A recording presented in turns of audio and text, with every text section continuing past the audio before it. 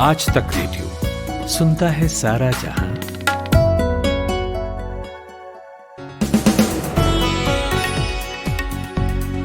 Good evening, नमस्कार। 4 मई है आज, दिन है मंगलवार और मैं अमन गुप्ता लेकर आ गया हूँ शाम का खबरनामा दिन भर।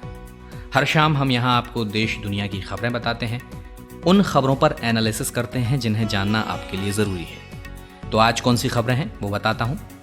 कोरोना के इस मुश्किल वक्त में दुनिया भारत के साथ आई है। भारत को अलग अलग देशों, अंतर्राष्ट्रीय संस्थाओं से लाइफ सेविंग इक्विपमेंट्स मिल रहे हैं। चूंकि मदद कितनी आई है इसे लेकर सरकार कोई आंकड़ा नहीं दे रही है, लेकिन हम ये जानेंगे कि इस मदद को बांटा कैसे जाएगा और इस पूरी प्रक्रिया में शामिल मंत्रालयों के बीच तालमेल कैसे बनेगा। ऑक्सीजन और रेमडेसिविर के नाम पर इन दिनों ठगाई का काम चल रहा है। परेशान आदमी की मजबूरी का फायदा उठाने वाले कई गैंग्स ऑनलाइन सक्रिय हैं। तमाम शिकायतें प्रशासन के पास पहुंच रही हैं। तो इस तरह की ठगी पर लगाम लगाना प्रशासन के लिए मुश्किल क्यों हो रहा है और इन गैंग्स के ऑपरेट करने का तरीका क्या है। और कोरोना के मामलों में पश्चिमी राज्यों से उत्तरी राज्यों की ओर एक शिफ्ट देखने को मिल रहा है। ऐसे में क्या मुश्किल खड़ी होने वाली है भारत के सामने। कौन कौन से राज्यों में इस समय दूसरी लहर की पीक है, ये कब खत्म होगी, और तीसरी लहर जिसका अनुमान लगाया जा रहा है कि ये जल्द ही आएगी, कितनी खतरनाक होगी। उत्तर प्रदेश में हुए पंचायत चुनावों में किस पार्टी का बोलबाला रहा, इन परिणामों के आधार पर 2022 के विधानसभा चुनावों की क्या तस्वीर होगी, इस पर भी बात करेंगे। लेकिन फिलहाल हेडलाइंस का वक्त है, सुनिए जमशेद से। भारत में कोरोना वायरस का नया स्ट्रेन मिला है जिसका नाम AP स्ट्रेन रखा गया है। खबर है कि ये वेरिएंट पुराने वेरिएंट्स के मुकाबले 15 गुना ज्यादा ताकतवर है। IPL टीमों में कोरोना के बढ़ते हुए मामलों के बाद BCCI ने अनिश्चित काल के लिए IPL को सस्पेंड कर दिया है। पिछले कुछ दिनों से IPL की कई टीमों में कोरोना के केस सामने आए थे। पंजाब के CM कैप्टन अमरिंदर सिंह ने PM मोदी और गृह मंत्री अमित शाह को चिट्ठी लिखकर राज्य का ऑक्सीजन कोटा बढ़ाए जाने की मांग की है। उन्होंने अपील की है कि 50 मीट्रिक टन ऑक्सीजन कोटा बढ़ाया जाए।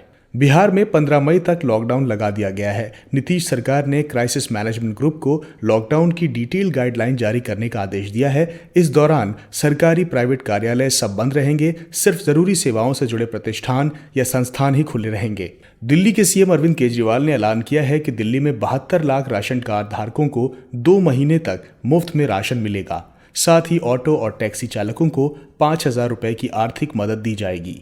अविभाजित जम्मू कश्मीर के गवर्नर रहे जगमोहन मल्होत्रा का सोमवार रात निधन हो गया। उनके देहांत की सूचना उनके परिवार ने उनके ही ट्विटर हैंडल पर दी। प्रधानमंत्री नरेंद्र मोदी ने उनके निधन को देश के लिए एक बड़ी क्षति बताते हुए लिखा है कि वो एक बेहतरीन प्रशासक और प्रख्यात विद्वान थे। बंगाल में चुनावी नतीजे आने के बाद हिंसा का मामला सुप्रीम कोर्ट पहुंच गया है। बीजेपी ने CBI जांच की मांग की है। इधर PM मोदी ने इस मुद्दे पर पश्चिम बंगाल के राज्यपाल से फोन पर बातचीत की।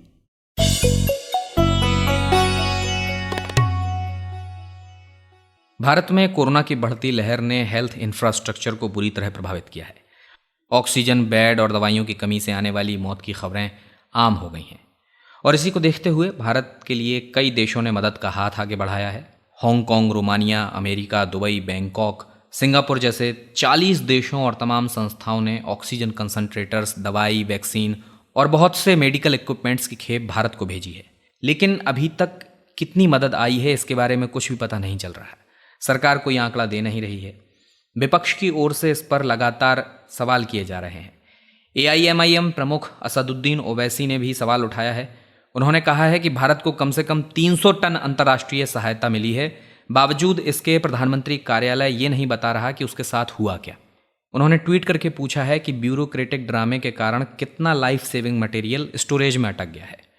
कांग्रेस प्रवक्ता पवन खेड़ा ने प्रधानमंत्री नरेंद्र मोदी से बाहरी देशों से जो मदद मिल रही है उसका ब्यौरा सार्वजनिक करने की मांग की है। उधर स्वास्थ्य और परिवार कल्याण मंत्रालय में संयुक्त सचिव लव अग्रवाल ने प्रेस ब्रीफिंग में बस इतना कहा है कि ये सब इन प्रोसेस है, मतलब काम जारी है। विदेश से जितने भी हमारा जो सामान आ रहा है वह मिनिस्ट्री ऑफ हेल्थ उसको समझ रही है। समझने के बाद एक प्रोसेस है, बेस्ड ऑन नीड उसको एलोकेट किया जाएगा। कुछ ही देशों से जो हमारे मित्र देश हैं जिससे कुछ सामान है उनको कोऑर्डिनेट करके उनकी सप्लाई लानी शुरू हुई है। वह प्रोसेस अभी इन प्रोसेस है, उनका लॉजिस्टिक्स और मूवमेंट टाई अप किया जा रहा है। खैर, काम कितना ढुलमुल है आप इससे समझिए कि 24 अप्रैल को विदेश से इक्विपमेंट की पहली खेप भारत आ गई थी, लेकिन इसके बाद केंद्र ने लाइफ सेविंग मेडिकल सप्लाईज को डिस्ट्रीब्यूट करने के लिए एसओपी तैयार करने में ही 7 दिन लगा दिए। और इस दौरान अस्पतालों में न जाने कितने लोग ऑक्सीजन की राह देखते देखते और दवाई की भीख मांगते मांगते मरते रहे। अब चूंकि सरकार से डेटा मिला नहीं है, लेकिन विदेशों से मदद आना जारी है। सवाल ये है कि इसका बंटवारा कैसे होगा, और यही पूछा हमने आज तक रेडियो के रिपोर्टर मुनीश पांडे से। इसमें कुल मिलाकर अगर अभी बता दें तो ये राहत सामग्री आई तो जरूर है, लेकिन उसका जो बंटवारा है उसको लेकर एक उच्च स्तरीय कमेटी बनाई गई है, जिसमें कि एनईए के अधिकारी हैं, उसके अलावा स्वास्थ्य विभाग के अधिकारी हैं, जो ट्रांसपोर्ट मैनेजमेंट है उसके अधिकारी हैं। तो ये सभी अधिकारी मिलकर एक टीम बनाए हुए हैं, और जैसे ही राहत सामग्री आती है उसके बाद में ये जो जानकारी है कि क्या राहत सामग्री किस देश से आई है, उससे फिर इस टीम को बताया जाता है, और ये टीम आगे तय करती है कि किस राज्य को या किस अस्पताल को कितनी राहत सामग्री देनी है, क्योंकि कई ऐसे राज्य हैं जहां पर लगातार ये शिकायतें आ रही हैं कि ऑक्सीजन या दवा की कमी के चलते वहां पर जो मरीज हैं, कोरोना ग्रस्त मरीज हैं, उनकी लगातार मृत्यु हो रही है। तो उस पर रोक लगाने के लिए कमेटी का ये दावा है, और सरकार का ये दावा है कि राहत सामग्री आने के बाद में ये कमेटी फैसला लेती है कि किसको क्या राहत सामग्री मिलनी चाहिए, और उसके बाद में इसका बंटवारा कर दिया जाता है। अच्छा मुनीश, चूंकि मदद विदेश से आ रही है तो इसमें विदेश मंत्रालय भी इन्वॉल्व हो जाता है। दवाइयाँ हैं, मेडिकल इक्विपमेंट्स हैं तो स्वास्थ्य मंत्रालय भी इन्वॉल्व हो जाता है। ट्रांसपोर्टेशन में ट्रांसपोर्ट इन्वॉल्व हो जाता है, गृह मंत्रालय भी इन्वॉल्व हो जाता है। अब ये मामला इन मंत्रालयों के बीच उलझा दिखाई देता है, तो इन मंत्रालयों में कोऑर्डिनेशन कैसे बनेगा? जी देखिए, कोऑर्डिनेशन के लिए मंत्रालय जितने भी हैं वहां से 1 या 2 अधिकारी, उनके ऊपर ये जिम्मेदारी दी गई है कि आप जो दूसरे मंत्रालय के अधिकारी हैं उनके साथ में आप कोऑर्डिनेट करिए। इसके लिए एक वर्चुअल व्हाट्सएप ग्रुप बनाया गया है, और वहां पर सारी बातचीत सुबह 9:30 बजे से शुरू होती है, जो देर शाम तक चलती है, और उसके बीच में जो कोई भी रिलीफ मटेरियल किसी भी देश से आया हुआ है, फॉरेन कंट्री से आया हुआ है, उसकी जानकारी इनको पहुंचाई जाती है, और उसके बाद में वो कहीं न कहीं इसे एलोकेट करने का, यानी कि दूसरे जो राज्य हैं या अस्पताल हैं उनको देने का काम करते हैं। लेकिन जो आपने सवाल पूछा है काफी अहम सवाल है, क्योंकि देखिए 24 अप्रैल से जितने भी सामान थे, चाहे वो ऑक्सीजन कॉन्सेंट्रेटर हो जाए, ऑक्सीजन सिलेंडर हो जाए, और खास करके ऑक्सीजन से संबंधित जो सामान थे वो लगातार देश में आना शुरू हुए थे। लेकिन 2 मई को सरकार की यह जो कमेटी है उसने, यानी कि 1 हफ्ते बाद जब से सामान आना शुरू हुआ, राहत सामग्री आना शुरू हुआ, लगभग 1 हफ्ते बाद 2 तारीख को ये तय किया गया कि किस राज्य को और किस इंस्टीट्यूशन को, यानी कि चाहे वो आर्मी के अस्पताल हो या फिर एम्स जैसे बड़े सरकारी अस्पताल हो, इन अस्पतालों को दिया जाना है। ये 2 तारीख को तय हुआ। तो कहीं ना कहीं सवाल ये जरूर खड़े हो रहे हैं कि आखिरकार 1 हफ्ते का वक्त क्यों लगा, जबकि हम देख रहे थे कि राजधानी दिल्ली में कई दर्जन मरीजों ने अपनी जान गंवा दी ऑक्सीजन के चलते। कई लोग यूपी में, उत्तर प्रदेश में अपनी जान गंवा दी है दवाओं की कमी की वजह से। उसके अलावा अगर राजस्थान की बात कर लें या कर्नाटक की बात कर लें, वहां पर भी कई बार ऐसी शिकायतें आई कि लगातार अस्पताल कहता रहा कि उनके पास में ऑक्सीजन की कमी हो रही है, लेकिन फिर भी राहत सामग्री उन तक नहीं पहुंच पाई, ऑक्सीजन उन तक नहीं पहुंच पाई। अच्छा मुनीश, विदेशों से आ रही ये मदद आने का और इसे बांटे जाने का सिलसिला कब तक चलने वाला है? तो देखिए, अभी हालात जो हैं वो किसी भी तरीके से ये नहीं कह सकते कि बेहतर हो रहे हैं। लगातार जो ऑक्सीजन की सप्लाई है, चाहे वो प्लांट्स हो जाए या फिर ऑक्सीजन कंटेनर्स जो होते हैं उन्हें विदेशों से लाने का जो सिलसिला है वो चलता ही रहेगा, क्योंकि अभी भी कंटेनर्स की बहुत ज्यादा दिक्कत है देश में, जिसकी वजह से ऑक्सीजन की सप्लाई नहीं हो पाती है। आप राजधानी दिल्ली की बात कर लें तो यहाँ पर जो सरकार है, राज्य सरकार, अरविंद केजरीवाल ये कहते हैं कि लगभग 800 मीट्रिक टन से 900 मीट्रिक टन ऑक्सीजन की जरूरत है, जबकि सप्लाई लगभग 400 ही हो पा रही है, जिसकी वजह से कई मरीज अपना दम तोड़ रहे हैं। वहीं अगर बात करें पंजाब की, तो उनका भी कहना है कि जो उनके कोटे का ऑक्सीजन मिलता है उससे भी 50 मीट्रिक टन ज्यादा कर देना चाहिए। राजस्थान भी वही शिकायत कर रहा है। तो लगातार ये जो ऑक्सीजन को लेकर दिक्कतें हो रही है, इसको लेकर लगातार सप्लाई का जो काम है वो चल रहा है। लेकिन ऐसा लग रहा है कि जिस हिसाब से आ रहा है सामान और राहत सामग्री खास करके जो दूसरे देशों से आ रही है, उसके आने का सिलसिला अगले 1-2 हफ्ते तक तो कम से कम चलता रहेगा, क्योंकि जब तक ये हालात बेहतर नहीं हो जाते, मरीजों के मरने का सिलसिला कम नहीं हो जाता, कोरोना वायरस से ग्रसित होने वाले लोगों की जो संख्या है वो नए संख्या में अगर कोई कमी नहीं आती है, तब तक ये सिलसिला ऐसे ही चलता रहेगा। और कहीं ना कहीं सरकार राज्य सरकार के ऊपर जिम्मेदारी सौंपना चाहती है, लेकिन राज्य सरकार जो है वो अभी भी केंद्र से ही लगातार मदद मांग रहे हैं, और केंद्र सरकार का कहना है कि वो अपनी पूरी कोशिश से मदद तो जरूर कर रहे हैं, लेकिन ये मदद जो ग्राउंड है उस पर तो अभी भी कमी नजर आ रही है। ये थे आज तक रेडियो के रिपोर्टर मुनीश पांडे। कोरोना की दूसरी लहर में एक तरफ वो लोग हैं जो इस मुश्किल वक्त में अजनबी लोगों की मदद कर रहे हैं, तो दूसरी तरफ उन लोगों की भी कमी नहीं है जो जमकर नकली दवाओं और ऑक्सीजन सिलेंडर की कालाबाजारी कर रहे हैं। नोएडा में रेमडेसिविर इंजेक्शन और ऑक्सीजन सिलेंडर के नाम पर ठगी करने वाले 2 आरोपियों को पुलिस ने गिरफ्तार कर लिया। लखनऊ में भी पुलिस ने 2 ऐसे छात्रों को गिरफ्तार किया है जो ऑक्सीजन सिलेंडर देने के नाम पर एडवांस पैसे लेकर ठगी कर रहे थे, और इनकी ठगी का शिकार हुए परिवार के सदस्य की बिना ऑक्सीजन के जान चली गई। इसके बाद हजरतगंज थाने में शिकायत दर्ज कराई गई। दोनों आरोपियों को पुलिस ने गिरफ्तार कर लिया है। पुलिस के मुताबिक इन लोगों ने अब तक 10 लोगों को ठगी का शिकार बनाया था। खैर, ये घटनाएं सिर्फ लखनऊ, दिल्ली या नोएडा तक सीमित नहीं हैं। पूरे देश में ऑक्सीजन और रेमडेसिविर के नाम पर इस तरह की ठगी करने वाले बहुत से गैंग सक्रिय हैं। इस तरह की ठगी और कालाबाजारी करने वाले गैंग्स से बचने के लिए दिल्ली पुलिस ने एक अलर्ट जारी किया है और एक हेल्पलाइन नंबर जारी किया है 011-2346-9900। लेकिन इन गैंग्स की बढ़ती तादाद पर नकेल कसना पुलिस के लिए मुश्किल क्यों हो रहा है और इनके काम करने का तरीका क्या होता है, यही जाना हमने आज तक रेडियो रिपोर्टर संतोष शर्मा से। देखिए, अगर दोनों इस तरीके के जो गैंग्स हैं जो सोशल मीडिया के जरिए इस आपदा काल में लोगों को शिकार बना रहे हैं, उनके जो मोडस ऑफ ऑपरेंडी है बहुत साधारण है। ये सोशल मीडिया का इस्तेमाल करते हैं। इन लखनऊ में अगर बात करें तो 9वीं और 10वीं के स्टूडेंट्स हैं, दोनों ही बहुत अच्छे घरों के हैं, और इन लोगों ने क्या किया कि ट्विटर और अपने जो दूसरी सोशल मीडिया की साइट्स हैं वहां पर 2 नंबर इन्होंने डाले और वायरल किया, और ये कहते हुए कि अगर किसी को रेमडेसिविर और ऑक्सीजन सिलेंडर की जरूरत है तो हम उसको पहुंचाएंगे, हम उसको देंगे और उसके एवज में पैसा लेंगे। ऑक्सीजन सिलेंडर के लिए इन लोगों ने 8500 का कॉस्ट कोट किया कि 8500 रुपये लिया जाएगा, और रेमडेसिविर का 3500 रुपये। दूसरा, अगर बात की जाए इनके भरोसे की, तो इन लोगों ने ट्रू कॉलर पर, जो लखनऊ में गैंग पकड़ा गया, इन लोगों ने ट्रू कॉलर पर ऐसा नाम रखा था जिसे बीजेपी विधायक के नाम से इन लोगों ने ट्रू कॉलर पे अपने नंबर को सेव कर लिया था, जिससे अगर कोई व्यक्ति चेक भी करे तो ट्रू कॉलर पे जो नाम आए वो इस तरीके से दिमाग में आ जाए कि हाँ, कोई व्यक्ति सत्तारूढ़ दल का होगा, लिहाजा वो मदद कर रहा होगा, वो हमारी मदद के लिए होगा, जेन्युइन पर्सन होगा। ये इस तरीके से काम करते हैं। और जब आप उनसे बात कर लेंगे किसी को रेमडेसिविर इंजेक्शन चाहिए तो ये उसका 40% जमा करा लेते थे गूगल पे के जरिए, फोन पे के जरिए, और जैसे ही वो फोन पे से पैसा उनके अकाउंट में पहुंचता था उस नंबर को ब्लॉक कर दिया जाता था। यानी कि फिर इन फ्यूचर आप उस नंबर पे कांटेक्ट ही नहीं कर सकते हैं। एक सबसे बड़ी प्रॉब्लम ये है कि इनका जो मोडस ऑफ ऑपरेंडी बहुत साधारण है, लेकिन जिस समय पर व्यक्ति परेशान होता उस समय पर वो इस बात को नहीं ध्यान दे पाता है। ऐसे में उस व्यक्ति के लिए बहुत जरूरी है कि अगर कोई आपको रेमडेसिविर या ऑक्सीजन सिलेंडर या कुछ भी देने की बात कर रहा है तो एक बार उसको वेरीफाई कर लें। कहीं ऐसा तो नहीं कि वो आपके साइकोलॉजिकल जो ट्रॉमा है उसका वो सदुपयोग कर रहा है, जो आपको ठगी का अपना शिकार बना रहा है। संतोष, भावनात्मक तौर पर भी ये बात बहुत उदास करती है कि ऐसे दौर में भी कुछ लोग बेईमानी करने से चूक नहीं रहे। एक सवाल इसलिए ये भी है कि ऑनलाइन ठगी करने वालों से बचने के लिए क्या एहतियात किए जाएं, कैसे बचा जाए? देखिए, इस सोशल मीडिया के दौर में जहाँ पर ये दुधारी तलवार है, आपको वेरीफाई जरूर कर लेना चाहिए कि आपदा काल में रेमडेसिविर जैसा इंजेक्शन जिसको कि कंट्रोलिंग, राशनिंग पूरा स्टेट गवर्नमेंट कर रही है, सेंट्रल गवर्नमेंट कर रही है, तो वहां पर अगर कोई प्राइवेट आदमी दे रहा है तो जाहिर है कि वो आपसे पैसे लेने की लालच में दे रहा है, और वो पैसे देगा तो ब्लैक मार्केटिंग कर रहा होगा, वो एक गैर कानूनी है। आप कहीं ना कहीं ये समझ लीजिए कि आप ब्लैक मार्केटिंग को बढ़ावा दे रहे हैं।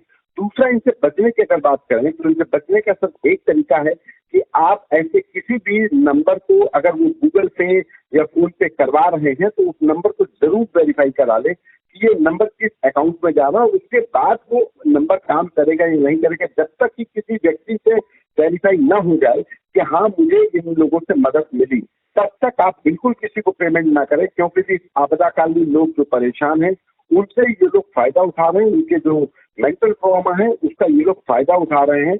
लिहाजा सिर्फ सतर्कता से ही उसे बचा जा सकता है, क्योंकि इन लोगों ने सोशल मीडिया का जो इस्तेमाल हो रहा था, लोग सोशल मीडिया के जरिए लोगों की मदद कर रहे हैं, वो वॉलंटरीली कर रहे हैं, बट ये लोग उस इसी का फायदा उठाते हुए सोशल मीडिया को ही अपना सबसे बड़ा टूल बना रहे हैं।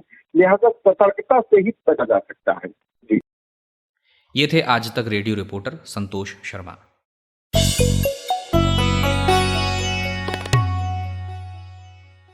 और राज्यों ने धीरे धीरे ही सही लेकिन अब कोरोना के बढ़ते मामलों को देखते हुए लॉकडाउन की घोषणा शुरू कर दी है।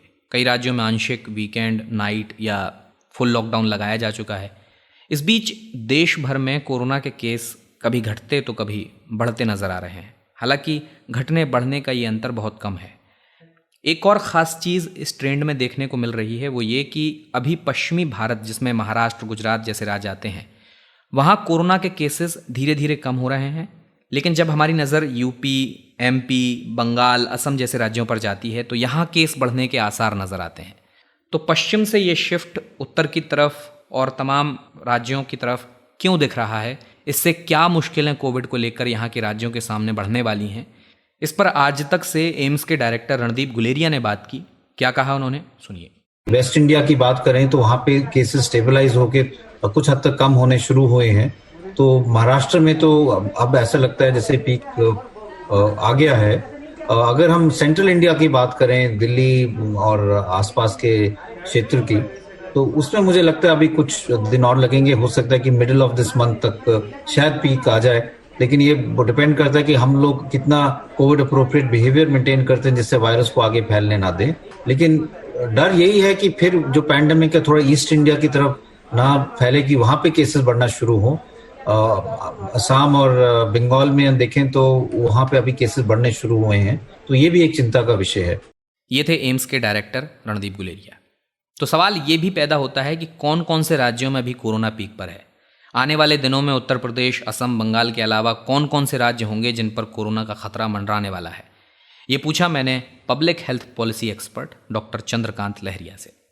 मेरी राय में अभी यह कहना कि कौन सा राज्य कोरोना के पीक पर पहुंच गया है, थोड़ी सी जल्दबाजी होगी। हम यह सच है कि पिछले कुछ दिनों में हमने कुछ राज्यों में कोरोना का जो नए केसेज आ रहे थे उनमें कमी देखी है। दिल्ली, छत्तीसगढ़, महाराष्ट्र, कुछ राज्यों में यह कमी आई है। लेकिन साथ में हमें यह भी याद रखना होगा कि इन राज्यों में टेस्ट पॉजिटिविटी रेट काफी हाई चल रही है।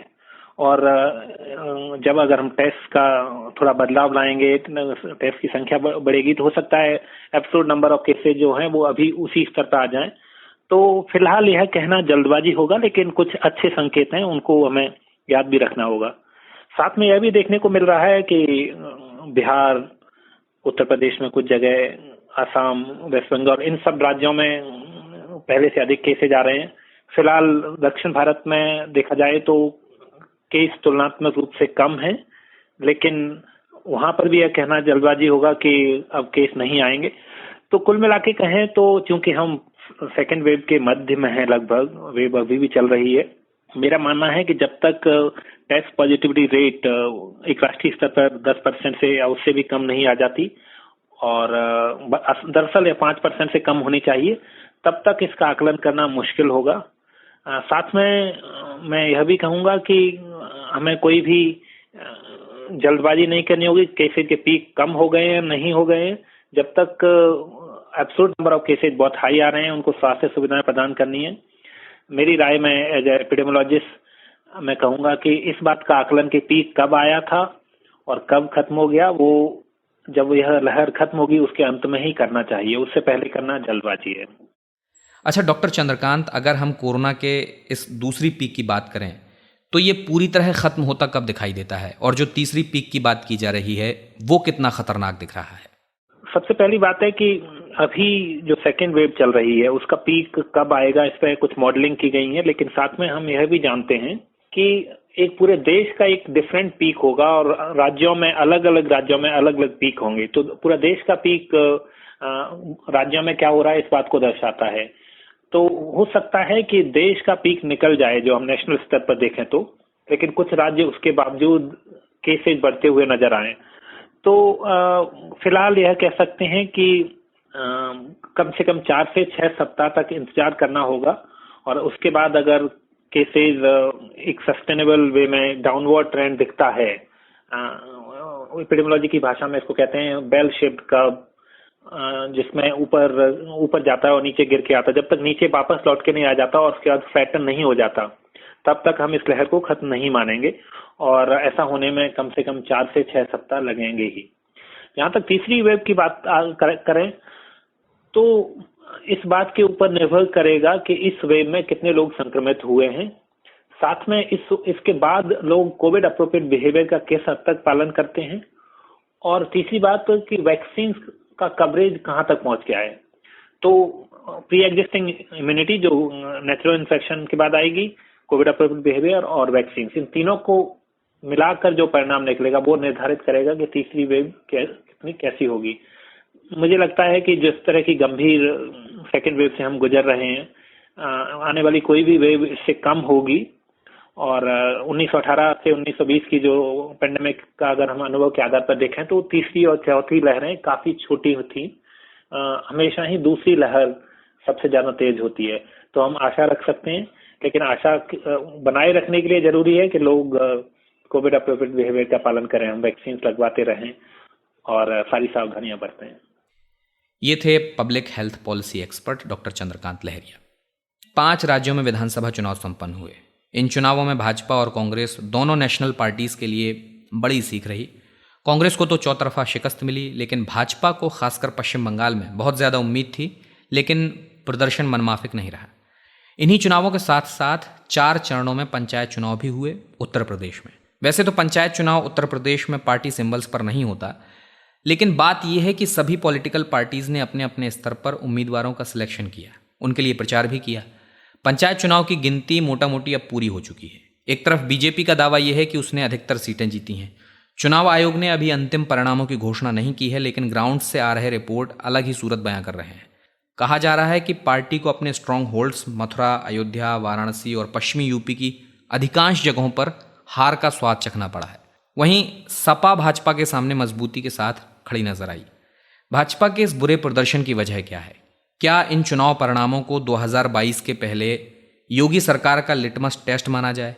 और अगर मानते हैं तो वे इसमें कितना पास हुए, कितना फेल हुए, और इसकी वजह क्या है?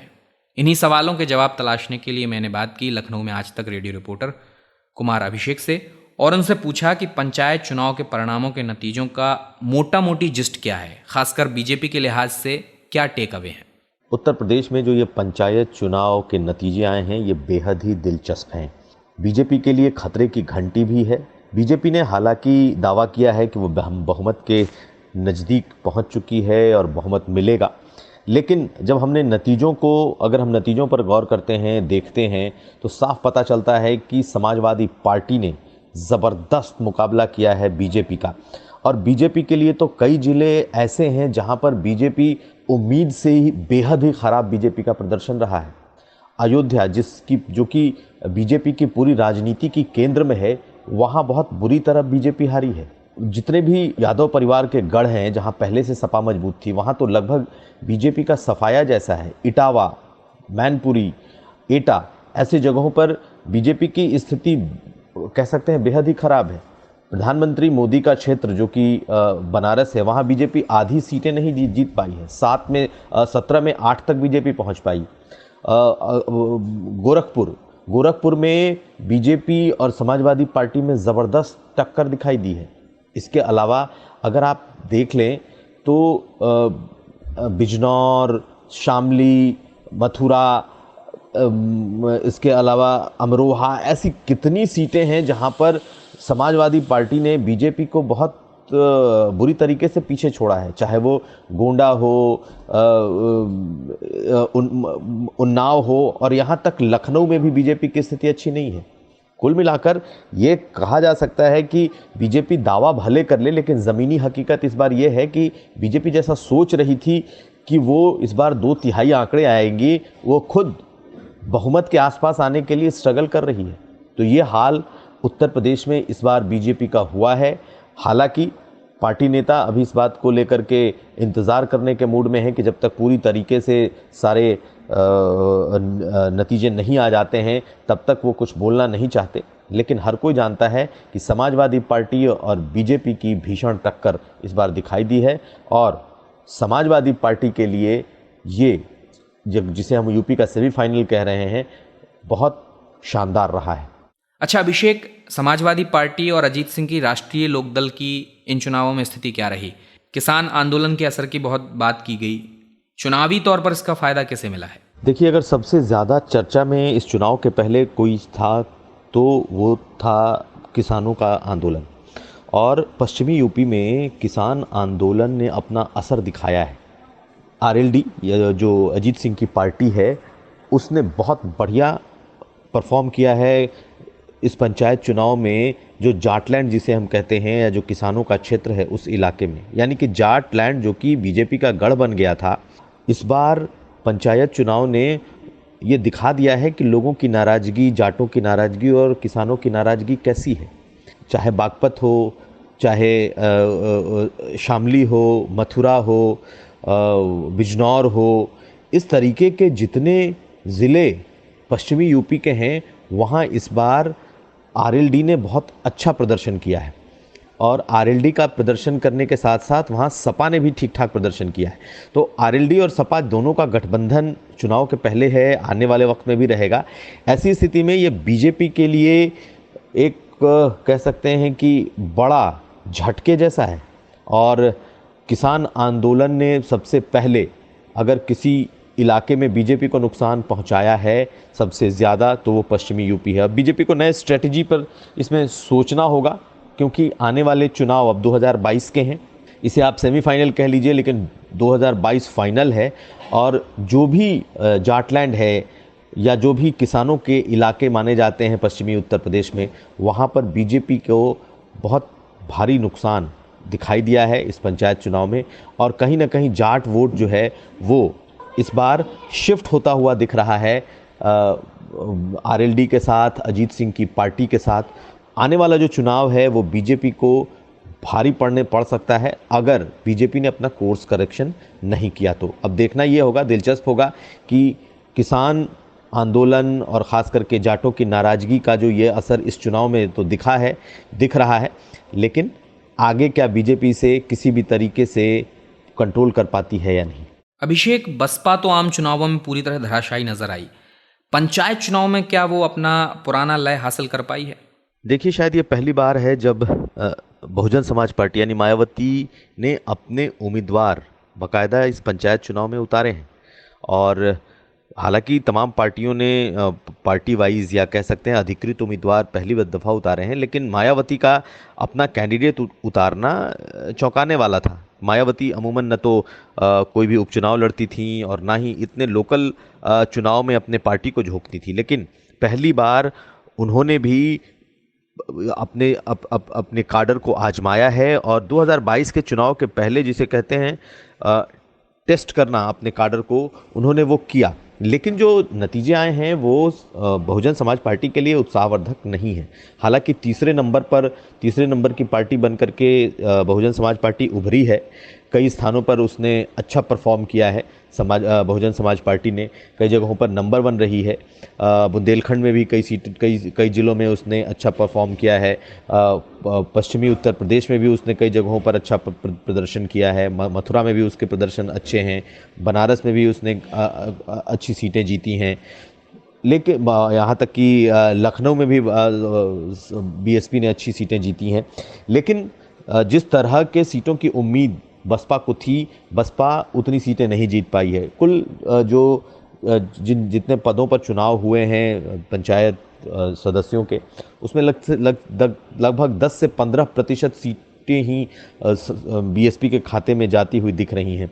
लेकिन बीएसपी के लिए ये खतरे की घंटी ज़रूर है कि 2022 के चुनाव में अगर यही हाल रहा तो पार्टी कहाँ खड़ी रहेगी। हालांकि बसपा को ये लगता था कि वो मुख्य विपक्षी पार्टी है और उसके काडर उसके साथ खड़े रहेंगे। तीसरे नंबर की पार्टी हुई है, ये सही है। कई जिलों में अच्छा प्रदर्शन किया है, ये भी सही है। लेकिन ओवरऑल जो बसपा का प्रदर्शन है वो संतोषजनक नहीं है। और पार्टी को अब इस चुनाव से अगर पार्टी ने कोई सबक लिया है तो कहीं ना कहीं उसे आगे अपने सहयोगियों की भूमिका भी तलाशनी पड़ेगी, क्योंकि अकेले शायद बसपा के बूते का चुनाव अब दिखाई नहीं देता। ये थे लखनऊ से आज तक रेडियो रिपोर्टर कुमार अभिषेक। उम्मीदों का रोशनदान, राही मासूम रजा ने एक कहानी में लिखा है कि अगर किसी शख्स से उसका सब कुछ छीन लिया जाए तब भी वो खड़ा रह सकता है, लेकिन अगर उससे उसकी सारी उम्मीदें छीन ली जाए तो वो उसी वक्त जमीन पर गिर पड़ेगा। उम्मीद हमारी जिंदगी की वो हवा है जो नाउम्मीदी और मायूसी के शोर में हमारे कानों में सरगोशी करते हुए कहती है कि सब ठीक हो जाएगा। आज उम्मीदों के रोशनदान में बात महाराष्ट्र के कल्याण के कुछ ऐसे साथियों की जो दुनिया के लिए ऐसी ही उम्मीद साबित हो रहे हैं। ठाणे के पास एक जगह है पिसौली, विकास की नाली से कटी हुई, पिछड़ी, सहूलतें कुछ भी नहीं। ज्यादातर आबादी ईंट भट्टे पर काम करती है और वहीं रहती है। लॉकडाउन हुआ तो वहां के परिवारों के लिए खाने तक की परेशानी खड़ी हो गई। काम बंद, गांव जा नहीं सकते, भूख से बिलखते बच्चों की आवाज से बस्ती की झुग्गियां गूंजने लगी। ऐसे वक्त में उम्मीद बनकर खड़े हुए कुछ नौजवान साथी, जिनका नाम है मीना सेल्वराज, रंजन माली, पूजा कनौजिया, स्वाति शर्मा और पार्वती चौहान। ये सभी स्टूडेंट्स हैं, लेकिन समाज के लिए कुछ बेहतर करने का जज्बा भी है इनमें। इन लोगों ने मिलकर बनाया उम्मीद ग्रुप और फिर शुरू हुई फंड जुटाने की कोशिश। इन लोगों ने आसपास के समर्थ लोगों से पैसे जुटाए और फिर ईंट भट्टे में काम करने वालों के लिए न सिर्फ खाने का इंतजाम किया, बल्कि उनके बच्चों के लिए किताबें भी मुहैया करवाई। सुनिए ग्रुप की सदस्य स्वाति शर्मा को। हम इस ग्रुप में टोटल हम 25 लोग हैं।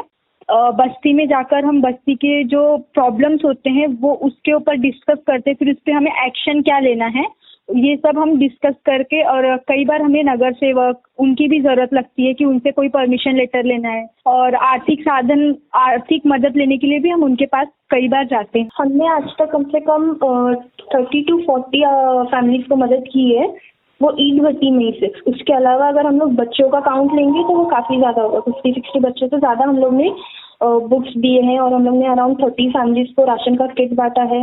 ऑफकोर्स काफी ज्यादा अच्छा लगता है, क्योंकि हर दिन जब भी हम लोग ऐसा कुछ काम करते हैं, हम लोग ऐसा कुछ एक्टिविटी करते हैं और हम लोग घर आके ऐसे बैठते हैं, तो भी एकदम से सुकून का फीलिंग आता है कि हाँ हम लोग अपने लाइफ के साथ कुछ बहुत प्रोडक्टिव कर रहे हैं। मे बी शायद हम लोग उतने बड़े लेवल पे नहीं कर रहे, बट हम लोग अपने एज से, हमारी कैपेसिटी से, हमसे जो हो पा रहा है, हमसे जितना बन पा रहा है, हम लोग उतना कर रहे हैं, तो काफी ज्यादा अच्छा लगता है। और हम लोग को हमारे एरिया में एक अलग काइंड ऑफ रिकॉग्निशन मिलता है। तो अगर आपके आसपास भी हों कुछ ऐसे लोग जो इन हालात में दूसरों के लिए उम्मीद बने हुए हैं, तो हमें उनके बारे में बताइए। हमारा पता है radio@aajtak.com। उम्मीदों की रोशनदान में कल फिर मिलेंगे किसी नई कहानी के साथ। और इसी के साथ दिन भर में आज इतना ही।